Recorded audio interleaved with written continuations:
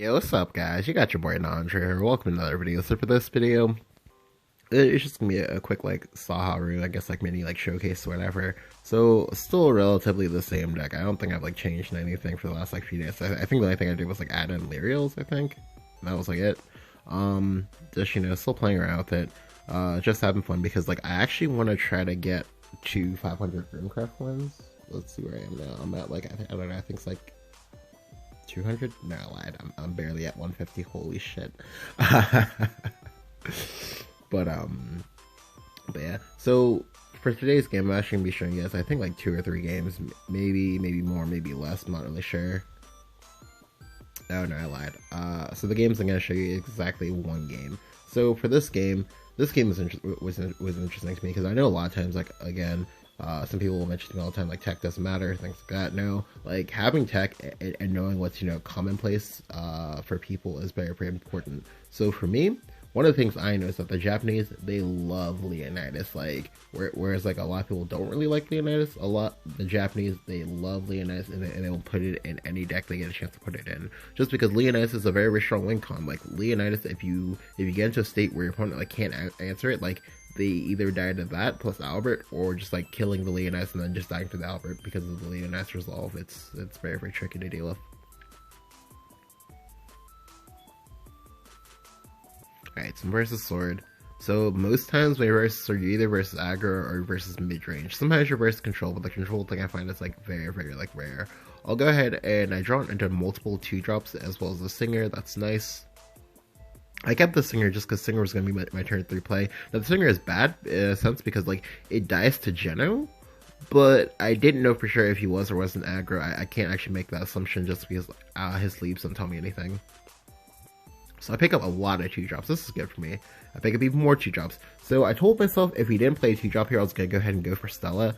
Now, him not playing a 2-drop means to me that he either bricked really hard because we did see that he redrew his entire hand, or it means that he's a very, very slow version of a mid-range sword. If that's the case, I want to go ahead and play up the Stella here because this means that he'll be incentivized to want to clear it just because people are very, very risk averse. They don't want the Stella to get out of hand and draw me 3 cards or whatever, because if he chooses to play Mars here, that's fine because I can't actually deal with the Mars. He might not know that I can't actually deal with Mars, but I can't actually deal with the Mars. That'd be very, very good for him. It'd be a mutual exchange. However, Stella draws can get out of hand pretty fast. I mean, because granted, the cards themselves,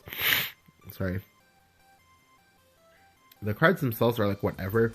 The real thing is that it lets you play out extra things that you probably wouldn't have access to, and just lets you keep making plays, and it can kind of bury your opponent in cards. So Stella will trigger. Stella gets me Caster. Now Caster is actually insane to get when you're versus board-based deck. So here, he decides to use Kahulin and clear it up. Now, I could go ahead and make a second Stella play here, but I'm thinking that he wants to play Geno. So if he wants to play Geno, I want to play out something that is absolutely not cool for him to kill. So this way I can go and proc Caster on 4. So I'll go ahead and play out my Singer because again, risk aversion is key. He might not kill this. If he doesn't kill it, I'm going to get the Caster. Now he should know that, yeah, he should be killing this, but you never know. People might forget. Here, he decides to make a tempo play for Mars. That's never the play.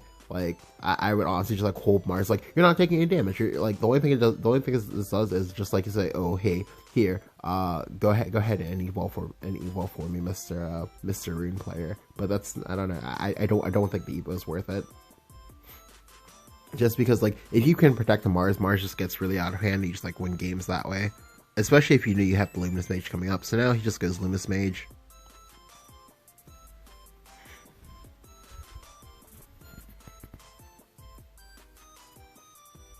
Alright, so this turn I fuck up. So this turn, the correct play is bump, bump. Now I should have done it first. This way I would know I would remember that I was going to overdraw, and this way I would play out the Unica. But I'm not a good player, so I kind of just I got enamored by value because my hand looked like it was so low. So I'll go ahead and I'll play the Witch's Sweets as well as Stella. This is nice. I definitely should have, either played out the Unica or drawn first.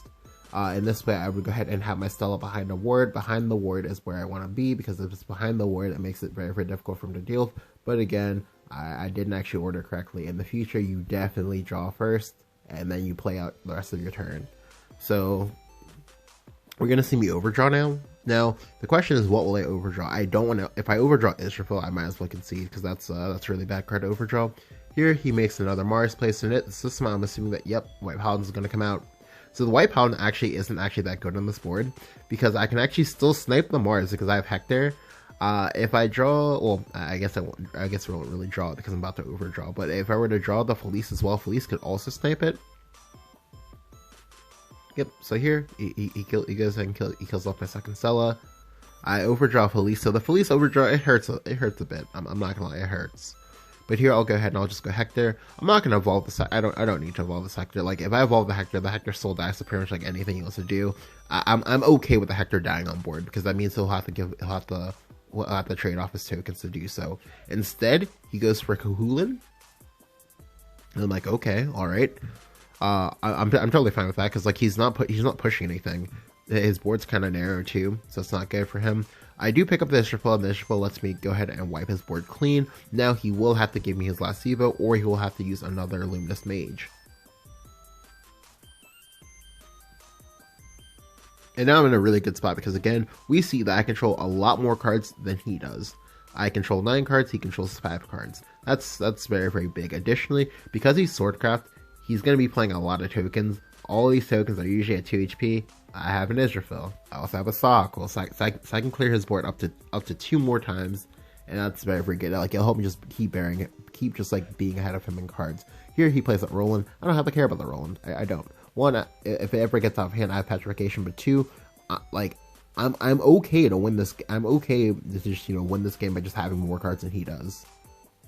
So here I'll go ahead and play out the Venus. This time I'll go ahead and remember to not overdraw by accident. I'll go ahead and hold the Harvest Festival. I'm holding the Harvest Festival because I think that there's a chance that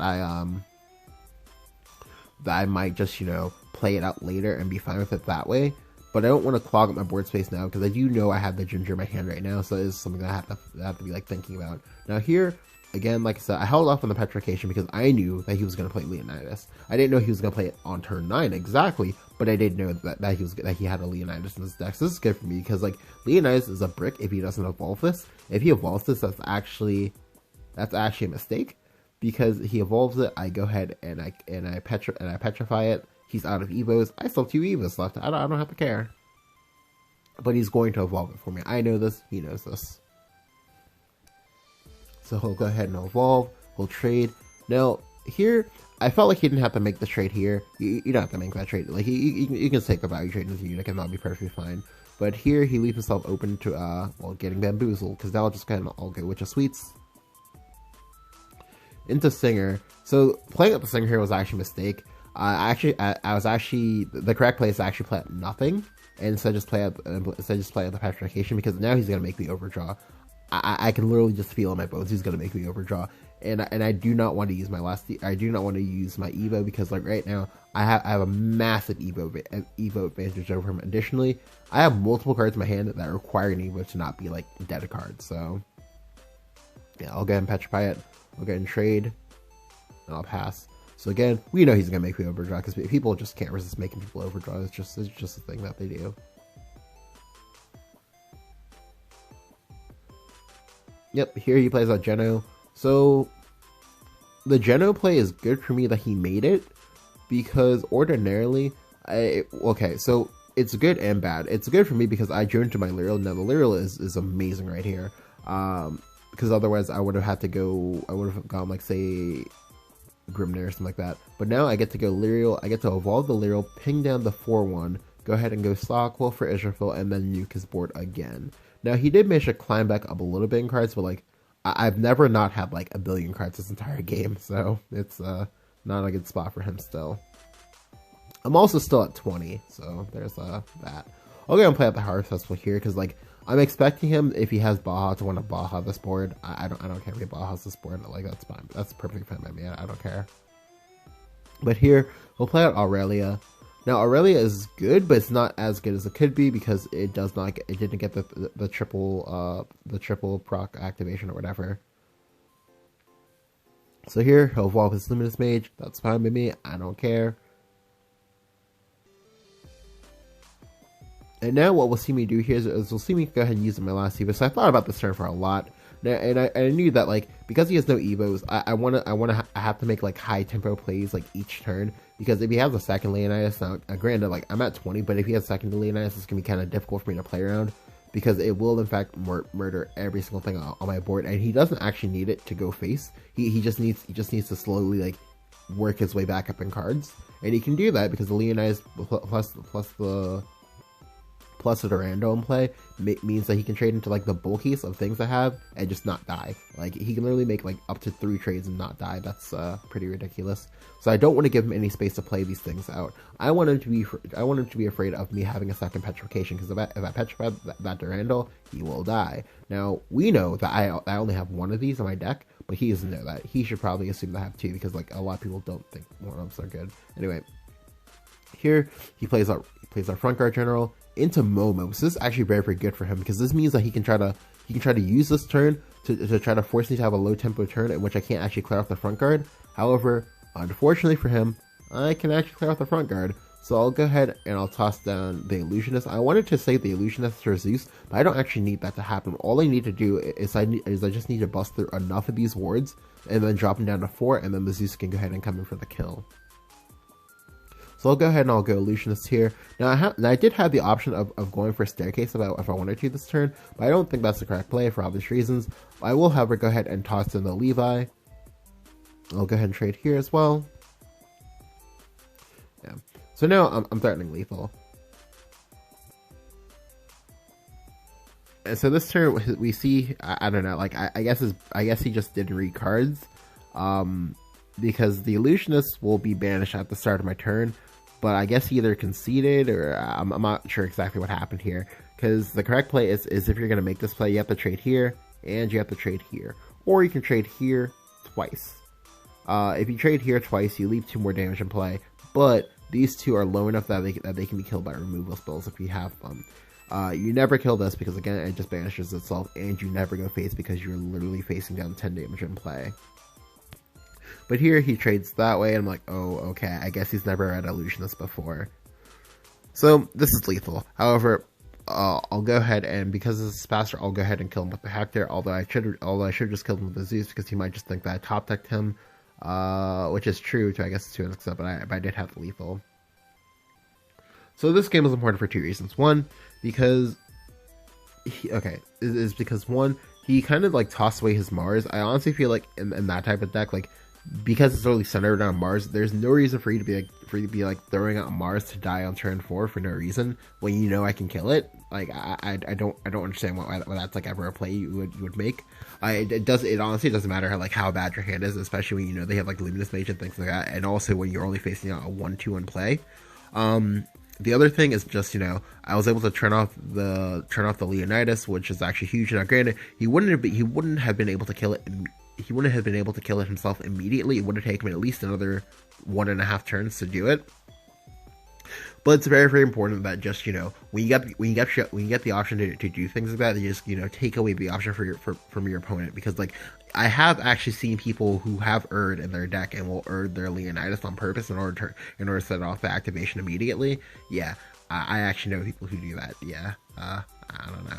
But yeah, it's just tech choices do matter, and that's actually why I like neutral rune, just because, like, with neutral you have, like, so much card draw. Like, Sweets draws you 1 card, draws you 1 card, Singer draws you 2 cards, the Staircase, if you are in fact playing it, will draw you an additional card. Another cool, interesting thing is that if you play Illusionist and the Illusionist brings back the Singer will in fact draw you a card, if of course you manage to suicide it. But yeah. If you enjoyed the video, go and leave a like, go and hit the subscribe button if you haven't. Thank you guys for watching, I'll catch you guys next time.